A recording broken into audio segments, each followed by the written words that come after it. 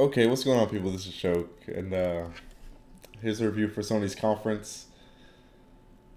It's a very, very, very weird conference. Just very strange. I can't even really call it a conference because it was kind of fragmented, and you guys know what I'm talking about. If you watched it, you know what I'm talking about. It was just very odd in a lot of different ways. So for those of you who may not have caught it, basically Sony did this thing where they had people physically watching the presentation, there actually at E3, and they had them moving like from room to room. They actually had like intermissions, kind of like almost like you're watching like ESPN or something in between games, and you have a panel talking about the players and other games and other stuff like that, right? It was just very, very odd. And like I was just saying to everyone in the live stream who was there watching it at the time, I try not to do my video reviews like immediately after the conference ends because I try to clear my head, take a step back, think of the presentations, objectively. Because sometimes, I'm saying like, okay, this is an F for sure, but then I think about something, it's like, yeah, I guess that wasn't so bad. Or if I look at it this way, it wasn't. It's a little bit better, things like that. And so I'll adjust my score. And I've done a little bit of that with Sony's, but it's still largely the same impressions that I had as soon as it was over. Um, it was it was passable. Honestly, it was passable. And for those of you who may disagree, that's fine. At the end of the day, these are all our opinions, but I will explain why. Of course, it was passable. Um, Firstly, and by the way, before I get into it, let me also say this. I say this all the time, every year at E3. I'm the type of person, I'm the type of YouTuber, I do not rate the E3 conferences based off of the games alone. Let me repeat that. I do not rate based off of games alone. These are presentations, so I also weigh the presentation into these presentations because they're presentations. Does that not make sense? Okay, now that we have that squared away, the presentation was kind of a mess, at least for the first half. They started off with this guy on a banjo taking 5 minutes playing this Last of Us theme, this Last of Us 2 theme, and then they finally actually got to the freaking game. They're in this weird church. And then after that, they took like a 7 minute break with this panel talking about the Last of Us 2, talking about the things they're doing there at E3 and how they're doing things different. And they were actually talking on the panel to buy time for the attendees there at the show to actually move into a different room so they could be immersed into the next game that they were going to that they were set to reveal. And it was just it completely took me out of the experience. And for everyone online, I'm sure for most of y'all, it probably took you out of the experience. It was not good. It was probably cool and dope for the attendees there. I'm sure some of the attendees may be like, that was a really cool experience. But for us watching online, which is, of course, the majority of people, because the majority of us, the millions and millions of gamers are online. They can't be there in person, right? I'm sure that was a very jarring and just strange for us. And I know a lot of you guys are gonna say like, "Oh, Shokio, you said yourself in your predictions video, you said yourself, when you told us you were going to stream Sony C3, that you were expecting them to just show things that were previously announced, and that's what they did. So how could you be disappointed?" Again, I also weigh in the presentation factor, and then most importantly, here's the reason why I was somewhat let down by this conference is that I could count the number of games that they covered on both of my hands. And I just feel like that should not be able to be done at an E3 conference. And then I already know a lot of people are going to be hypocritical. I know a lot of people are going to be like, oh, they showed Tsushima and they showed Control and they announced Neo 2. And yeah, they get points for those things. But don't forget, you guys, all the time, right? You give Microsoft no points for showing things that are exclusive on multi-platform, whether it's a world premiere or not. I'm staying consistent. Go watch my Microsoft review video. I gave them points for giving world premieres on multi-platform games. Of course, there's not the same number of points I would give if it was. And by the way, I don't have an actual point system. It's just kind of like arbitrary, kind of just in my head type stuff. Yeah, it's not the same amount of points I would give for a world premiere of an exclusive, but they still get points for showing a brand new game. Because in the day, you know, an announced game is an announced game that we can play, right? So if they show something new that we've never seen before, whoever breaks news or whoever breaks the reveal of that game, they get points for that in their conference. So we got to be consistent with that. Control is a multiplat, as far as I know. Neo 2 is a multiplat. The RE2 remake, which looks like it's going to be really dope, you know, multiplat. They started with this after The Last of Us. They showed this Black Ops maps thing coming back for Black Ops 4. That was very Microsoft-esque. I can't believe Sony took the time out to do that. Multiplat. Kingdom Hearts 3. Now, thank God they showed a different trailer. When I saw Sora, I was like, oh my God, we're going to see the same Kingdom Hearts trailer for like the 4th time this week, but actually showed the Pirates World. After that, it was kind of very samey, but they showed a good portion of the Pirates of the Caribbean world, or Caribbean, however you want to pronounce it, and it looked really dope. That was actually one of my favorite worlds back in KH2. I'm glad to see that back. I think Kingdom Hearts 3 is going to be a pretty fucking awesome game. So they showed that, and they showed this stupid game from the writers of Rick and Morty, and it was just, and one of the characters at the end made this joke that was supposed to be funny, and it was just not funny at all. It made me cringe. It really made me cringe. Like, good Lord. And I was like, this is exactly why I don't watch the show. This is exactly why I don't watch the show. Man, I could pretty much count the amount of things they showed on one hand. Tsushima, Control, Neo, not one hand, by both my hands. The RE2 remake, Death Movie. I know I'll talk about that in a second. The Last of Us 2, Kingdom Hearts 3, the Rick and Morty thing. That's 8. I might be missing 1 or 2, but that's still 10. It still fits on both of my hands. Not counting the Black Ops, because they didn't really show anything about Black Ops. I was just saying, like, hey, maps are returning type thing. But then first let me talk about Last of Us 2, because that's what they opened up with. That game looks great. You guys know I played the first one. I beat the first one. I went ham on the multiplayer with, you know, Jack Move, a couple other people in this community. I'm a fan of the first Last of Us. Yes, I thought people grossly overrated the single player because the gameplay was not that incredible at all in the single player. But I felt that the the multiplayer and of course the great story were able to compensate for that a little bit. But I think still people put way too much stock and weight into narrative when it comes to gaming. That's just me. No, that has nothing to do with me being a Nintendo fan. You guys know me. Anyone who knows me knows I play everything. I play everything. I play all types of games. I play games on all types of systems. So that's not me coming from a Nintendo background or anything like that. As a matter of fact, I always say this. I wish Nintendo would put more story into some of their franchises that actually have story, such as, Star Fox and, kind of like what they do with Metroid and Fire Emblem, stuff like that. I'm not saying I want them to just throw a story into Mario, whatnot, but whatever. I'm getting to some other stuff. That game looks great. Hopefully the AI is a lot better than it was in the first one. Apparently you're playing as Ellie. That personally doesn't bother me because I'm the type of gamer, I don't project myself onto the character. I think that's stupid and lame. If you do it, that's fine, that's cool. I'm just explaining my psyche when it comes to it. I feel like that's playing pretend. So it's just weird how you have these dude bros who are like, oh, I want to play as a man because, I identify as a man and I want to project myself into the shoes of that man. It's like, okay, you're talking about you're this big, buff, macho man, but you're literally pretending you're a video game character. You're playing pretend. You see what I'm saying? No offense, Rev. No offense, Rev. I love you, man. I love you to death. But that's my thoughts, Rev. That's my thoughts. I'm sorry. You're literally wanting to play pretend. I don't know if you ever thought about it that way, but that's literally what you're doing, whether you realize it or not. I don't care if I'm playing as a woman because I never project myself into characters, and that also ties into why I don't like silent protagonist characters at all. Because whenever I have to play a game where there's a silent protagonist, I feel like I'm missing out as a gamer because now I don't have a main character at all.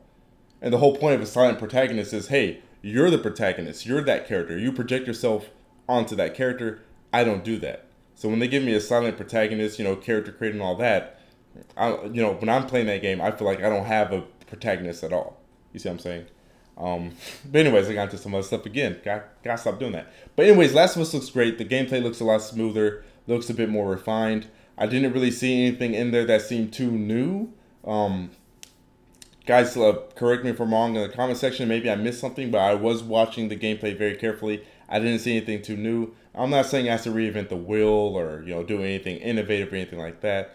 But just a couple few things that kind of spice up the gameplay. A bit different combat options, things of that nature. But I'm sure they'll probably show some more later down the line. It's Naughty Dog. I have the utmost faith in them. The Last of Us 2 is probably going to be an amazing game.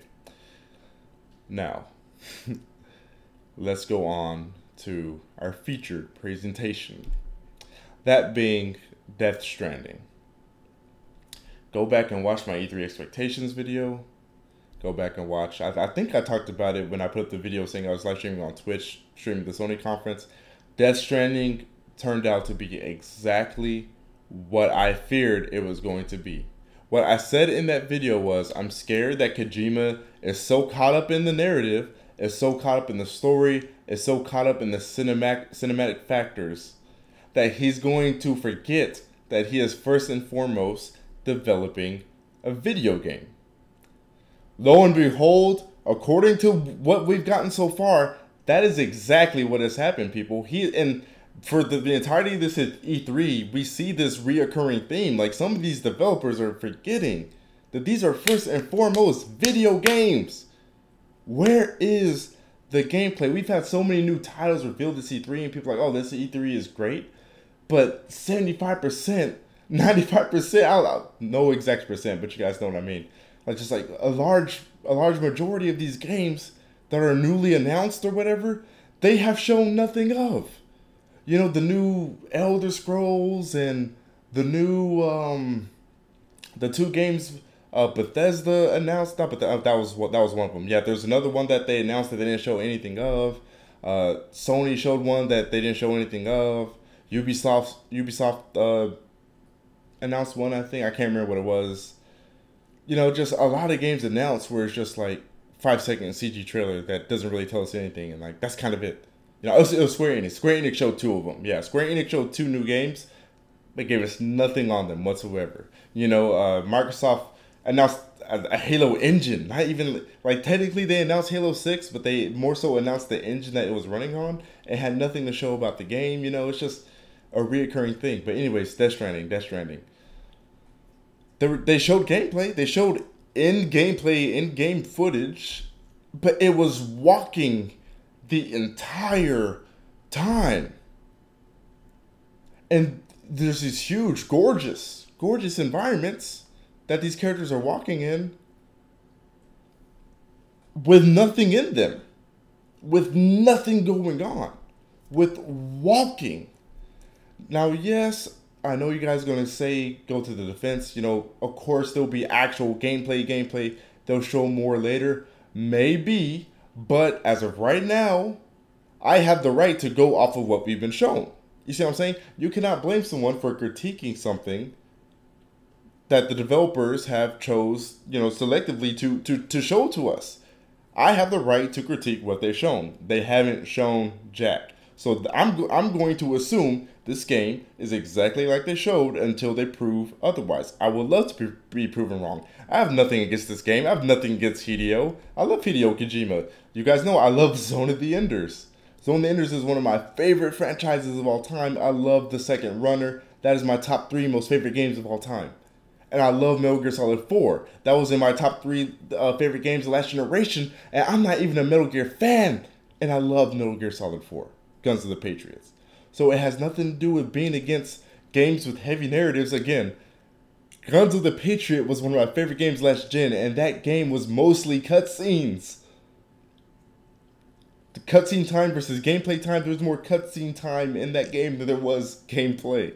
So and I love RPGs. I appreciate great stories. I appreciate great narratives.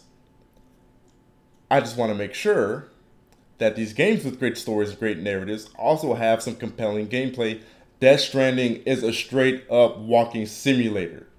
Based off what we've seen so far, it is a freaking walking simulator, and I was scared that Kojima was getting carried away. There's been a multitude of games shown this E3. I was literally like, why is this even a game? Y'all should have just made this a CG movie or something, right? Like, I understand, gaming is an art form. Uh, what defines a video game doesn't have to be so binary, you know, and run of the mill and cookie cutter. I get that. But you know, sometimes these devs are literally like making games and they're showing multiple trailers and nothing is happening in the multiple trailers. You see what I'm saying? When it's gotten to the point where you showed multiple trailers and nothing has actually been shown from a video game standpoint, it probably just shouldn't be a video game at that point. You see what I'm saying? But I don't want to spend too much time talking about this one game.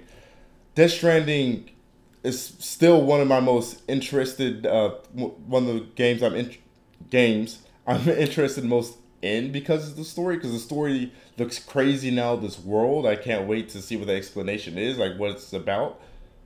But I can't see myself buying that if all I'm going to be doing is walking, and then there's these weird floating things around me, and I have to carefully just walk to the next cutscene, and then cutscene, and then okay, let me carefully walk, and then cutscene, and then okay, let me traverse this landscape, and then cutscene, and then cross this bridge, and then cutscene, because that's what it looks like the game is so far. He is so wrapped up in. I just feel like a lot of devs, guys, I'm sorry, this is my opinion. I know a lot of you guys will disagree. I know you guys will throw the Nintendo fan argument at me. I've already explained it, so I'm not going to repeat myself. But a lot of devs these days are just way too wrapped up and trying to be Hollywood. That's just a fact. Period. That's just a fact, man. But anyways, back to just the Sony presentation as a whole. Don't like the pacing. I hope they don't do this format ever again. What they showed was good. Tsushima looks amazing. Like graphically, it looks great. The gameplay looks great too. Neo 2 looks good. The RE2 remake looks good. So like what they showed was good. But again, I could fit what they showed on both of these hands. And Microsoft's content, while they may not have shown any exclusives like that, it just dwarfs the crap out of what Sony showed. Sure, Sony may have shown more exclusives, but again, we got to be consistent. You guys have done it to Microsoft year in, year round. Oh, it's a multi-plat. Oh, that's a game we already knew what was coming. It's a game they've already shown or talked about. Last of Us 2, we already knew that was coming. Spider-Man, we've already knew that was coming. We've seen gameplay of that, so we have to be consistent. Control looks great. I might cop Control, though. That game looks pretty cool. But yeah, like Microsoft showed like 50 games, right? Like 50, and I can't remember how many they said were like world premieres, but they showed a crap load of world premieres. Sony showed like 8 to 10 things. Microsoft showed 50. So yes, while Sony may have shown a small number, mind you, a small number of exclusives, half or is Tsushima? I think Tsushima is exclusive. Okay, so yeah, Spider-Man, Last of Us. Those are exclusives, but those are things we already knew were coming, were announced. Spider-Man, we've even seen gameplay of before. So really, I think they've only shown one new exclusive. That was like brand spanking new. Oh no, Tsushima was previously announced. So, you see what I'm saying? Like, you just gotta be fair, guys. Yeah, Sony showed more exclusives, but they were exclusives we already knew were coming. We've already seen. Microsoft wins off of pure quantity alone. I'm sorry. Yes, they showed multiplats, but they still get points for world premieres. It still reveals. That's what we want at E3 is reveals. Microsoft also had a lot of gameplay to show as well. And I mean, let's not say Sony didn't have a lot of gameplay to show. They had gameplay to show, but a lot of the gameplay was in just 3. Well, no, they showed Control too. Tsushima gameplay, Control gameplay, Last of Us gameplay. Can I say they showed Death Stranding gameplay? Yeah, if that's the gameplay of the game, yeah, they showed Death Stranding. So yeah, Sony did a good job with the gameplay as well. They did a good job with the gameplay as well. It's just that they didn't have the same breadth of titles Microsoft had to, really put them up in a fair comparison. So I never thought I would say this, but so far, Microsoft is doing the best, and I have to give the W to Microsoft. I give Sony's conference a C. It wasn't bad. It was just weird, odd, weirdly paced. Oh, I forgot the flute guy before they showed Tsushima.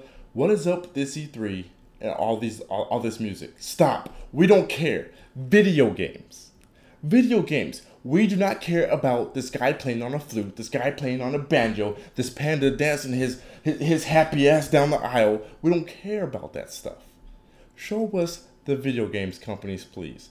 Depending on what Nintendo does tomorrow, Microsoft might actually win this E3.